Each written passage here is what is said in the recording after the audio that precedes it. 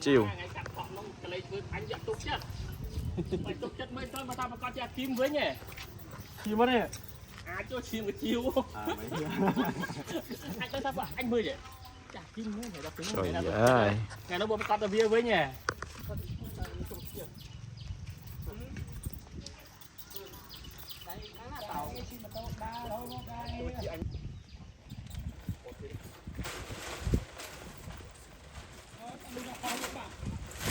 chỗ này rồi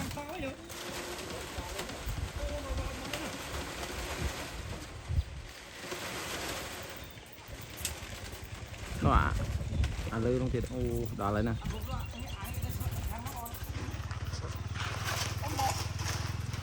ngoài chơi cái này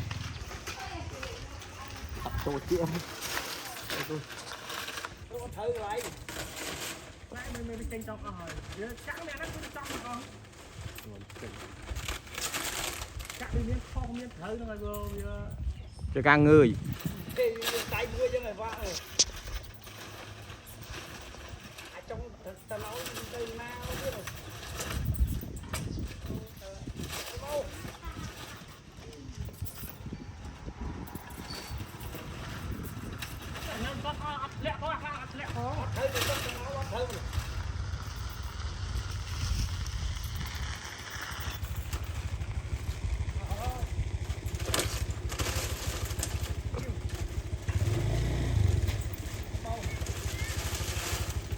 ô nạp sắc rú đá đâu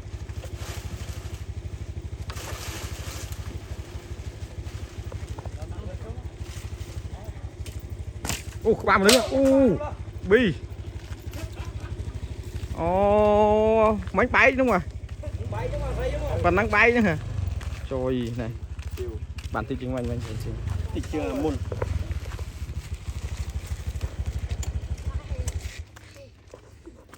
ô